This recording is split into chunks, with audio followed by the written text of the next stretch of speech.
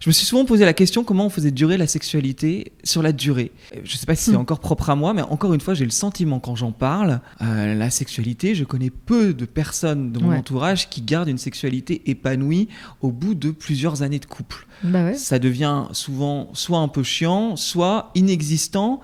Et inexistant, c'est vraiment quasi inexistant. Bah, surtout à notre époque, tu as vu les enquêtes où les Français font moins l'amour, les jeunes aussi. Enfin, il y a une espèce de désuétude sur sur la sexualité justement. Et pourquoi ? Ça s'explique de pas mal de facteurs. Les jeunes sont plus des jeunes et les moins jeunes sont désabusés, tu vois, comme ils se sont pris les pieds dans les, comme toi là. Après, ils sont beaucoup plus méfiants. Ils font du bof, tu vois. Oula, ils sont refroidis en fait, tu vois. Oulala, ça va être compliqué, si c'est encore pour souffrir. Donc on voit pas mal de profils évitants, tu vois, ou qui ils sont plus dans des trucs faisons seul ou faisons plus, ou tu vois. Ouais. Donc il y a une espèce de bof. Après avoir cru tellement, tu sais, les années 60, la liberté sexuelle, la jouissance, toute cette période où on n'arrêtait pas de jouir, de consommer. Ça a été toute cette époque glorieuse, en fait. Ouais. Quand tu regardes bien, qui va avec le capitalisme, on était dans une période de stabilité et un agrandissement de la liberté. Et donc, tu voyais qu'on voulait faire des couples exceptionnels, extraordinaires, beaucoup jouir, etc. Et donc, on avait beaucoup cette injonction-là. Maintenant, on est un peu redescendu, là. On est plutôt en phase de désintégration, de déstabilisation. Ça va aussi avec l'économie, la politique, enfin, tout ça recule, tu vois, on redescend. Et donc, il y a un refroidissement des élans, des ardeurs, de je crois que ça va être chouette. Tu vois, j'y crois, on y croit moins. Et tu l'as aussi dans la population jeune. Il y a une forme d'anxiété, de dépression. Enfin, il y a plus d'anxiété, de dépression qu'avant. Plus de démobilisation, en fait, des forces vitales, tu vois. La sexualité, c'est la force vitale. La libido, l'énergie de vie. Ouais. Et là, on voit ça de manière globale. Tu vois, voilà, il y a moins de vitalité, il y a moins de militantisme, de jeunes idéalistes, tu vois. Bon, il y en a que certains encore, mais c'est pas majoritaire. Okay. Donc la sexualité suit. Tu vois, pourquoi on fait moins l'amour espèce de et puis après au niveau plus individuel dans les couples, tu viens de le dire, il y a cette espèce d'ennui, de lassitude, de ronron, voilà, toujours la même personne, avec l'idée qu'on se fait qu'il faudrait toujours grimper au sommet avec la même personne. De nouveau, il n'y a pas l'acceptation du réel, il y a la croyance à l'intensité, il y a la volonté d'intensité. J'ai envie d'intensité tout le temps. Je pense pour pallier ça, souvent, on me pose la question. Moi, j'ai beaucoup œuvré dans le tantra, en animant des stages ou en suivant des stages. Je trouve que la voie tantrique en sexualité, en rayon sexualité, pas spiritualité, c'est pas mal parce que c'est des explorations. On t'emmène dans le slow sex. Tu vois. C'est une sexualité beaucoup plus méditative où on te dit virez les émotions. Quand vous voyez des émotions apparaître, déjà vous enlevez le désir. Vous faites, je sais pas, c'est l'heure, on fait l'amour, on s'en fout. S'il y a du désir, pas de désir, on enlève tout ce qui est émotionnel, en fait. Okay. Donc, on s'intéresse pas aux émotions, on s'intéresse pas aux pensées. Okay. En fait, on essaye d'échapper au mental. On reste vraiment dans l'énergie sexuelle, on s'accouple. Voilà, on s'accouple, bref, pénétration. Voilà, pour faire simple. Et après, on laisse l'énergie circuler. Soit il peut y avoir des moments pulsionnels et puis ça redescend. Mais l'idée, c'est pas d'aller jouir, c'est pas d'aller vers un objectif quelconque. C'est de rester ici et maintenant, tout sur le chemin, tout le temps, tu vois. Et de plus possible de virer l'émotionnel ou la partie commentaire. Voilà. Tu parlais de slow sex. Je trouve intéressant que tu en parles parce que c'est quelque chose que je n'avais jamais expérimenté jusqu'à il y a 2 mois. Ah, c'est bien, tu vois, c'est récent. Avec justement cette fameuse personne avec qui c'est monté très haut et c'est descendu très bas au bout de 5 jours. Et déjà, quelque chose qui m'a très étonné dans ma vie personnelle cette année, c'est que, notamment avec cette personne, j'ai été attiré par quelqu'un qui ne m'attirait pas de base. C'est-à-dire que je le trouvais, c'était pas mon type. Clairement, ce n'était pas mon type du tout. Et je ne l'ai pas du tout rencontré dans ce but-là, d'ailleurs. Sauf que j'ai ressenti une attirance inexplicable. Et je n'ai pas trop compris pourquoi. De fil en aiguille, il se trouve que lors d'une soirée un peu arrosée, On s'est embrassés et on a passé la nuit ensemble. Et là, il y a eu une connexion physique que je n'aurais jamais imaginée, puisque croisé dans la rue, je ne me serais jamais retourné. Jamais. Et j'ai découvert que je le trouvais beau dans l'intimité de la sensualité et de la sexualité. Je n'avais jamais connu ça. Je ne savais pas que je pouvais ressentir autant de choses au contact physique de quelqu'un qui n'est clairement pas mon type. Ah ouais. Et on a expérimenté du slow sex, ouais. Ce que je ne connaissais pas non plus, juste parce que justement, on était tellement connectés psychiquement qu'il y avait quelque chose qui était très différent, où les choses pouvaient être très lentes, où il y avait une communication entre nous, on parlait énormément, et c'était pas juste une sexualité, on fait et c'est terminé, quoi. Ça pouvait durer des heures parce qu'on parlait, on discutait. Super ça. Et j'ai adoré. Oui, ça c'est des explorations qui sont super intéressantes. Parce qu'elles sont moins connues du grand public. Et c'est pour ça que c'est bête, parce que c'est vraiment c'est optionnel. De nouveau, on n'est pas obligé de faire toujours ça. Mais voilà, t'agrandis ton spectre en découvrant le slow sex.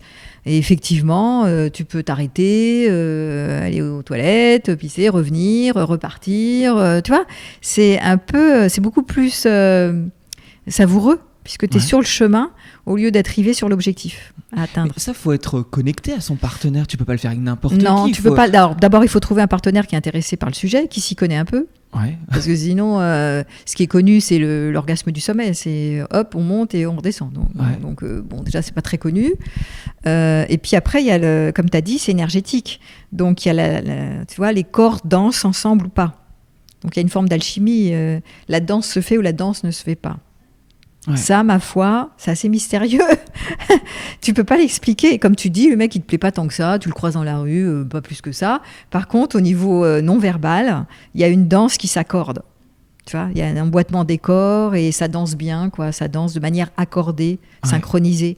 Bon, bah ça, il y a des personnes avec qui ça le fait, donc ça le fait pas. Quel que soit le faciès, en fait, t'as remarqué, c'est pas que physique, c'est pas juste sur l'image. Donc, tu vois, c'est intéressant d'explorer ça. Et si on allait un petit peu plus loin, c'est vrai que là, dans cet extrait que tu viens juste d'écouter, l'extrait que j'ai choisi de te mettre en avant avec Véronique autour justement de la sexualité, j'aimerais te parler plus de tantra et de slow sex. J'ai fait mes petites recherches. En tout cas, sache que l'épisode complet d'1h15, 1h20, c'est l'épisode juste avant. J'ai vraiment adoré cet échange sans filtre. J'adore le naturel qu'on a eu, c'est-à-dire que je me suis livré. Véronique aussi, elle a donné pas mal de choses sur sa vie privée qui illustraient finalement tout ce qu'elle a pu apprendre grâce à son expérience et ce qu'elle peut apporter aujourd'hui au sein de la compréhension du couple, de la sexualité et autres. Et du coup, j'ai adoré ce naturel. Je trouve que moi, c'est mes meilleures interviews, c'est quand j'ai l'impression d'avoir une discussion avec quelqu'un sans réellement être dans un côté carré, théorique. Là, on est vraiment sur on partage nos expériences et on en apprend beaucoup de par la personne que j'ai en face. Mais du coup, on a évoqué le tantra, on a évoqué le slow sex. Néanmoins, on n'est pas rentré dans le détail pour la simple et bonne raison que c'est vrai qu'on avait déjà parlé de beaucoup de choses, que c'était pas le sujet, en tout cas du podcast. Et je me suis dit, en faisant le montage de l'épisode, qu'il manquait quelques informations finalement sur des choses qui sont peut-être un peu connues. C'est vrai que à quel point tu connais le tantra, à quel point justement ce que on a pu évoquer dans l'extrait te parle. Et ben justement, parlons-en de suite. Le tantra, c'est quoi? Les origines? Et ben en fait, le tantra vient des traditions spirituelles indiennes. À l'origine, ce n'est pas uniquement sexuel. En fait, c'est une philosophie de vie qui relie le corps, l'esprit et la conscience. En Occident, on retient surtout en fait sa dimension sexuelle, mais ce n'est qu'une partie. Et si on regarde dans la partie sexualité, ben l'idée c'est de ralentir, d'être dans la présence totale avec l'autre. On met l'accent sur la respiration, les regards, le toucher, l'énergie qui circule. Ce n'est pas la performance qui compte, mais la connexion et la conscience à chaque sensation. Donc concrètement, comment tu peux faire ça? Ben, ça peut passer par des exercices assez simples. Se regarder dans les yeux quelques minutes, explorer ensemble, explorer les caresses sans chercher à aller quelque part. C'est vrai qu'on l'a évoqué dans l'extrait. Il faut aussi avoir la bonne personne en face de soi qui est capable, quelque part, de ralentir et de connecter de manière peut-être plus spirituelle, je mets des gros guillemets, mais aller sur un nouveau terrain, en tout cas, sur ce terrain intime. Et en fait, c'est vrai que J'ai connu pas mal de personnes qui ont fait des stages de tantra. Et souvent, quand les gens me racontent ça, alors attention, je parle vraiment d'exemples de gens que je connais. Je ne connais pas la totalité des gens qui ont fait des stages de tantra en France et dans le monde. Donc là, je rapporte qu'un 0,00,3% de gens qui ont fait des stages et qui ont pu me rapporter leur ressenti. J'ai toujours eu des personnes qui me parlaient d'un amour, une sorte d'amour inconditionnel envers soi, envers les autres, après ces stages-là. Pourquoi ? Parce que il semble qu'il y a vraiment une connexion avec l'autre et qu'on est vraiment sur quelque chose de très énergétique et sur une paix intérieure. Beaucoup de gens vraiment me parlent de comment réussir à s'aimer davantage. Et c'est vrai que ça a toujours été intéressant et je me suis toujours demandé, est-ce que moi je serais prêt d'aller faire un stage comme ça ? Sachant qu'il y a différents stages de tantra. On dit qu'il y a des grandes couleurs. Les grandes couleurs du tantra, il y a le tantra dit blanc. En fait, c'est le versant méditatif et spirituel. Donc là, tu vas plutôt travailler ta respiration, la conscience de soi, l'énergie vitale, la présence. En France, d'ailleurs, la majorité des stages proposés sont dans cette approche-là. Le regard dans les yeux, les exercices respiratoires, le travail énergétique, mais sans sexualité explicite. Donc ça, c'est vraiment ce qu'on va plutôt trouver en France. On a le tantra rouge. Ici, en fait, la sexualité est intégrée comme un chemin spirituel. Il peut y avoir des exercices liés à l'intimité, au toucher, à la sensualité, parfois jusqu'à l'union sexuelle. C'est surtout développé aux États-Unis ou dans certains cercles occidentaux plus sexuellement explicites. Et en France, c'est plutôt rare et très encadré, car cela peut être sensible et sujet à des dérives si c'est mal accompagné. Évidemment. Et le tantra noir, alors là apparemment, en faisant mes recherches, j'ai trouvé ça assez marrant parce que c'est beaucoup plus confidentiel. C'est lié aux pratiques de pouvoir, de magie, de transformation par l'ombre. C'est pas du tout mainstream a priori, souvent ésotérique et peu proposé en stage grand public.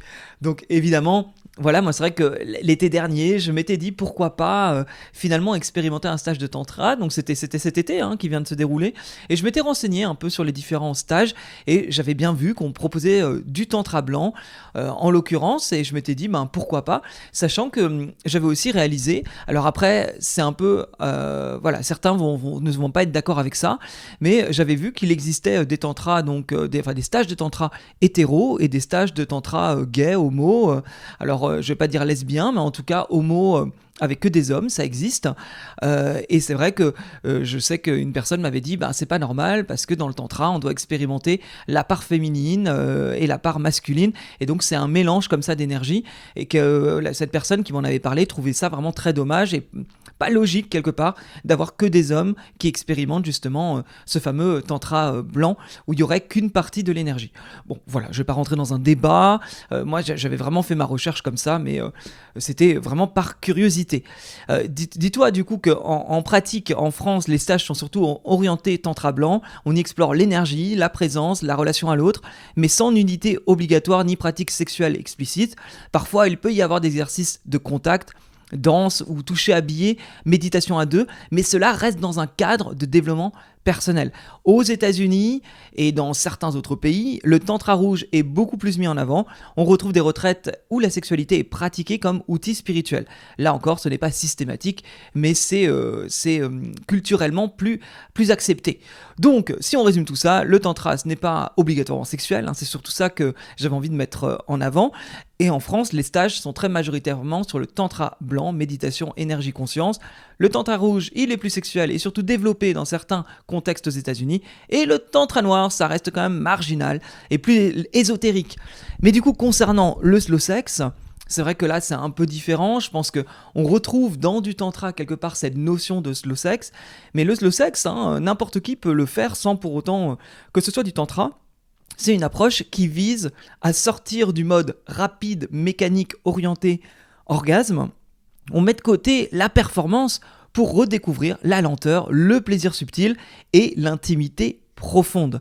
Donc ça peut être allonger les préliminaires en pratique, ça peut être explorer la sensualité sans forcément chercher la pénétration, ou laisser monter le désir doucement en acceptant que parfois l'orgasme ne soit pas le but. Et il y a des bienfaits à tout ça, ça va être moins de pression, plus de plaisir partagé et une meilleure communication dans le couple et souvent un regain de désir. C'est vrai que là, on met à bas un peu tout ce qu'on connaît habituellement dans une sexualité classique et forcément ça demande une communication. On peut pas faire ça avec tout le monde, c'est sûr que on l'a évoqué dans l'extrait, mais faut quand même trouver la bonne personne, la personne qui soit à l'écoute, la personne avec qui on ait une connexion pour pouvoir partager en tout cas ce genre de ralentissement dans une intimité. Et est-ce que c'est pour tout le monde ? Bon, bah oui, c'est vrai que ça demande une ouverture d'esprit, comme je le disais, et un peu de pratique. Ça s'invente pas. Je pense que si on n'a jamais fait ça, ou alors c'est naturel. Je l'avais un peu exprimé moi avec l'expérience que j'ai eue, en tout cas en juin dernier, où vraiment ça s'est fait totalement naturellement parce qu'il y avait une sorte de désir qui était là et qui était fluide. Et finalement rien n'était calculé. C'était en fait ça s'est fait comme ça. Ce n'est pas forcément facile au début, car en fait on a beaucoup d'entre nous ont été habitués à une sexualité rapide, axée sur la performance. Donc ça demande quand même, encore une fois, ça dépend. Là, toi qui m'écoutes, je ne connais pas ta sexualité. Donc autant te dire que c'est à toi de voir comment tu te situes par rapport à ça. Et puis on peut commencer doucement, sans se mettre de la pression, prendre 10 minutes pour se connecter par le souffle, se masser, se câliner sans objectif final. En résumé, le tantra et le slow sex proposent un retour à la présence, à la lenteur, à la connexion. C'est une manière d'oser réinventer la sexualité du couple au bout de quelques années quand la routine s'installe. Et c'est aussi quelque chose qui peut se créer au début d'une relation et peut-être justement apprendre à se connaître dans l'énergie sexuelle quelque part, mais sans être dans une énergie de rapidité mécanique, mais peut-être quelque chose de beaucoup plus sensuel et plus connecté. Voilà, je voulais apporter ces petits éléments de plus. Je trouve que c'est intéressant. Et en tout cas, n'hésite pas, tu sais que tu as le PDF résumé de l'épisode entier avec Véronique Cohn qui est dans la description. Tu cliques dessus, tu peux le télécharger. Et également, tu sais que tu peux laisser maintenant des avis sur Spotify. Enfin, des avis. Les 5 étoiles, évidemment, quand je dis un avis, c'est laisser les 5 étoiles. Mais tu peux laisser des commentaires. Donc, moi, je me ferai un plaisir de répondre, de lire vos messages. Donc, hop, commentaires, les 5 étoiles. Ça, tu n'hésites pas non plus. Osez by Nico, l'Instagram, tu as les vidéos de ces interviews et je te dis à très très bientôt. Salut.